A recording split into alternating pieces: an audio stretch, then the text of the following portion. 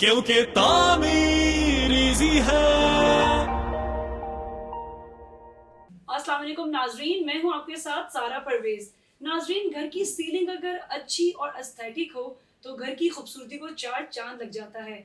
लेकिन मसला यहाँ ये आता है कि सीलिंग तो हर कोई बनवाता है। इशू ये आता है कि अगर हम सीलिंग को ठीक बनवाएं तो उसका डिज़ाइन ठीक नहीं बनता, और अगर डिज़ाइन ठीक बनाए तो फिर सीलिंग ठीक नहीं बनती। इस तरह अपना घर खूबसूरत बनाने का आपका ख्वाब एक ख्वाब ही रह जाता है। लेकिन तामीर इजी का प्लेटफॉर्म आपके हर ख्वाब की तकमील चाहता है। इसी हवाले से आज बात करने के लिए हमारे साथ स्टूडियो में मौजूद हैं एक्सपर्ट, जिनका इस फील्ड में 25 साल का तजर्बा है। हमारे साथ स्टूडियो में मौजूद हैं जनाब इंतखाब अकबर साहब। अस्सलाम वालेकुम sir, welcome to the show. वालेकुम सलाम। सर, हमें ये बताएं कि जो फॉल सीलिंग है ये एक ट्रेंड है या फिर ज़रूरत है? सीलिंग जिसे कहते हैं एक्चुअली ये फॉल्स सीलिंग है। फॉल्स सीलिंग का मतलब है कि ये आर्टिफिशियल सीलिंग जिसे आसान जुबान में कह सकते हैं कि एक्चुअल सीलिंग के नीचे एक हम सीलिंग लगा देते हैं। जहाँ तक बात है कि ये ट्रेंड है या ज़रूरत है, ये एक डिबेटेबल टॉपिक है, लेकिन मैं इसको इस तरह डिफाइन करूँगा कि ये नीड बेस्ड ट्रेंड्स है। यानी कि ये वो ट्रेंड है जो अब हमारी ज़रूरत बनता जा रहा है, और इसकी एक्सप्लेनेशन लेटर जब हम आगे चलेंगे तो आपको खुद ब खुद पता लग जाएगा कि ये ज़रूरत क्यों बनती जा रही है। सर, ये तो आपने बता दिया कि ज़रूरत की चीज़ है, ये तो आगे चल के पता चलेगा कि ये कितनी ज़रूरत की चीज़ है। सर, ये बताइएगा कि फॉल सीलिंग में क्या मटेरियल यूज़ होता है? इसकी मुख्तलिफ अकसाम जो है, इसके मटीरियल जो मटीरियल आपको नज़र आ रहा था उसकी बेस पर होती हैं। जैसे हमारी प्लास्टर ऑफ पेरिस की सीलिंग है, जिप्सम बोर्ड फॉल सीलिंग है, इसके अलावा मेटल फॉल सीलिंग है, पॉलीस्टाइरीन बोर्ड फॉल सीलिंग है, और वुडन फॉल सीलिंग्स हैं। सर, हमें प्लास्टर ऑफ पेरिस के बारे में बताइए कि इस सीलिंग को हम कैसे यूज़ कर सकते हैं? जी, जो घरों में आमतौर पर इस्तेमाल हो रही है वो प्लास्टर ऑफ पेरिस की फॉल सीलिंग है। प्लास्टर ऑफ पेरिस एक वाइट कलर का पाउडर होता है, जो कि अमूमन अगर आपके कभी बाजू वगैरह टूट जाता था तो आपके जो पट्टी की जाती थी उसके ऊपर प्लास्टर ऑफ पेरिस लगा होता जिसको था। हम प्लास्टर कहते थे कि जी करते बिल्कुल, वो ठीक है, प्लास्टर ऑफ पेरिस होता है। ठीक है। इस पाउडर को आप पेस्ट फॉर्म में, पानी डालकर पेस्ट फॉर्म में तैयार कर लेते हैं। सही। फिर इसके मुख्तलिफ मोल्ड्स होते हैं जिसके अंदर आप इसको हर तरह की फॉर्म इजीली दे सकते हैं, और इसकी क्योरिंग टाइम ज़्यादा रिक्वायर्ड नहीं होता, और विद इन अ डे आप किसी भी फॉर्म में इसको ढाल सकते हैं। अमूमन इसकी 2 फुट बाई 2 फुट की शीटें तैयार की जाती हैं जो स्ट्रेट लाइंस में होती हैं, और इसके अलावा इसकी जो मोल्ड्स हैं और बाकी मोल्डिंग्स और कार्विंग्स हैं उसके अलग मोल्ड्स होते हैं जिसमें ये तैयार की जाती है। अच्छा सर, ये फॉल सीलिंग में जो डिफरेंट कलर्स होते हैं, तो क्या वो फॉल सीलिंग बनाते हुए मोल्ड में डिफरेंट कलर्स डाले जाते हैं? नहीं, फॉल सीलिंग ये सब जो है प्लास्टर ऑफ पेरिस की वाइट कलर में होती है, अच्छा। और इसके ऊपर मुख्तलिफ टेक्सचर्स आप अप्लाई करते हैं, मुख्तलिफ कोटिंग्स अप्लाई करती हैं जो कि मुख्तलिफ मटीरियल्स की हो सकती हैं। सादा पेंट्स भी हो सकते हैं, टेक्सचर पेंट्स भी हो सकते हैं, और इवन आपके वुडन पॉलिशेस भी इसमें इस्तेमाल की जा रही हैं जो कि सही। मुख्तलिफ टेक्सचर्स देती हैं, लेकिन वो सब आप एज ए कोटिंग बाद में अप्लाई करते हैं। सर, ये तो आपने बता दिया इनका प्रोसेस। सर, हमें ये बताएं कि जो फॉल सीलिंग है वो घर पे लगाई कैसी जाती है, मतलब हैंग कैसे की जाती है? बेसिकली सीलिंग के 3 कंपोनेंट्स को हम इसमें डिवाइड कर सकते हैं।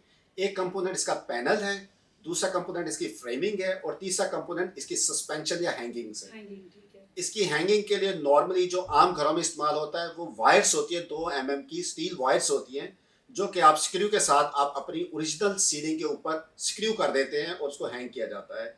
इसके अलावा इस हैंगिंग वायर के ऊपर आप फाइबर्स, जो वुडन फाइबर्स हैं जैसे कोकोनट फाइबर जो है, उसके फाइबर्स को प्लास्टर ऑफ पेरिस के पेस्ट में डिप करके उसके ऊपर लगा दिया जाता है, जो कि खुश होकर स्टिफ हो जाता है और इसका लोड कैरी करता है। फिर इसके पूरी फ्रेमिंग बनाई जाती है जो कि आपकी वुडन शीट या जिप्सम बोर्ड शीट या जो भी आप फॉल सीलिंग इस्तेमाल करें उसकी शीट की साइज पे डिपेंड करती है। ये नॉर्मली आप 2 फुट बाई 2 फुट का ग्रिड बनाते हैं।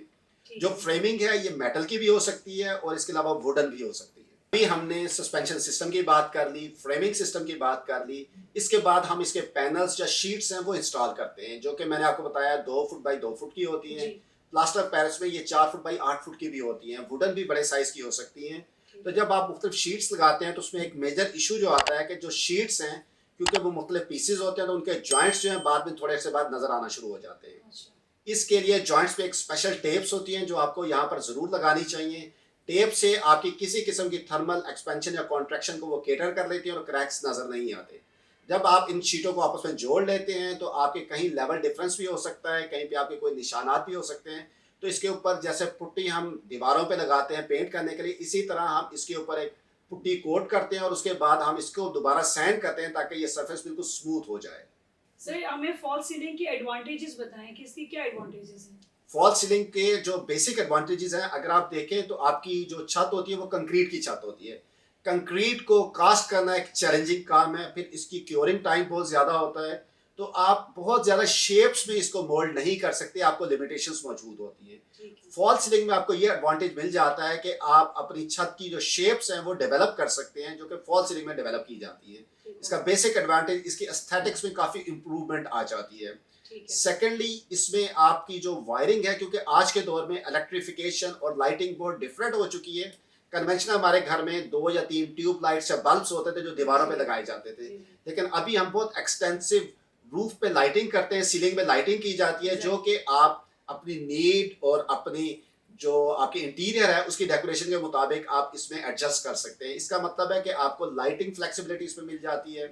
फर्दर आपकी जितनी वायरिंग या आपके जैसे हैंगिंग सिस्टम्स हैं, आपकी डक्ट्स गुजर रही होती हैं, आपने एग्जॉस्ट फैंस लगाने हैं, तो वो सारी आपकी इसके नीचे छुप जाती है।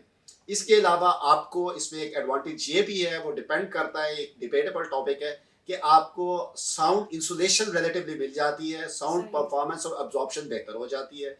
इसके अलावा आपकी इसमें हीट अब्जॉर्प्शन या टेम्परेचर कंट्रोल भी आप इससे बेहतर कर सकते हैं। सर हमें ये बताइएगा, फॉल सीलिंग की कोई डिसएडवांटेजेस भी हैं? जी यकीनन, जब हम बात कर रहे हैं तो अगर हम घर की हद तक जाएंगे तो ये जैसे मैंने पहले कहा कि एक डिबेटेबल टॉपिक है। हाँ, कमर्शियल बिल्डिंग्स में इसके बहुत ज़्यादा एडवांटेजेस हैं, क्योंकि कमर्शियल बिल्डिंग्स में आपकी बहुत ज़्यादा हैंगिंग्स होती हैं, आपका सारा HVAC सिस्टम आपका सीलिंग के साथ हैंग हो रहा होता है, आपकी इलेक्ट्रिफिकेशन, वायरिंग, डक्टिंग बहुत ज़्यादा हैंग हुई होती है, तो उनको छुपाने के लिए तो नॉर्मली ये बहुत ज़रूरत बन चुका है। लेकिन घर में आपकी बहुत एक्सटेंसिव वायरिंग रिक्वायर्ड नहीं होती, और अगर आपने वायरिंग करनी है तो आप कंडुइट्स जो आप कंक्रीट स्लैब के अंदर भी लगा लेते हैं यहाँ पर। इसलिए इसका ये एडवांटेज जो है अब घर की हद तक बहुत बड़ा एडवांटेज नहीं है। जब डिसएडवांटेजेस की बात की जाए तो क्योंकि हमारे यहाँ वर्टिकल जितना आप हाइट पे जाते हैं तो उसकी कॉस्ट है, इसलिए हम जो अपनी फ्लोर हाइट्स हैं वो लिमिटेड रखते हैं, यानी कि अमूमन आप शहरों में 10.5 से 11 फुट फ्लोर हाइट्स रखी जाती है।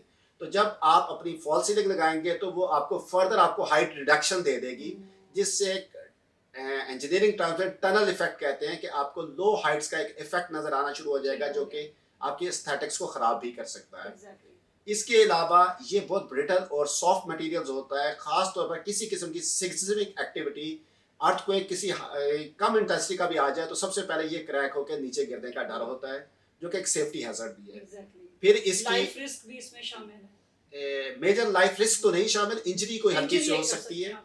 इसके अलावा जो है आपकी इसकी मेंटेनेंस कॉन्टिन्यूस रिक्वायर्ड होती है, क्योंकि थोड़े अरसे बाद इसमें क्रैक्स डेवलप होना शुरू हो जाते हैं या दूसरे इश्यूज आते हैं, आपको कॉन्स्टेंटली इसको पेंट करना पड़ सकता है।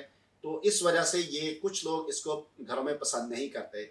और एक बहुत बड़ा डिसएडवांटेज जो कि अमूमन हमें आपको बज़ाहिर नज़र नहीं आता, क्योंकि आपने इसके अंदर मुख्तलिफ तरह से आपने सुराख किए होते हैं जिसमें आप अपनी लाइटिंग लगाते हैं, आप अपने सीलिंग फैंस लगाते हैं, तो वहाँ से डस्ट इसके अंदर एक्यूमुलेट हो जाती है, जो कि आपकी एक किस्म की आपकी किसी किस्म के एस्थमेटिक पेशेंट्स के लिए नुकसानदेह हो सकती है, हाइजेनिक भी हो गई।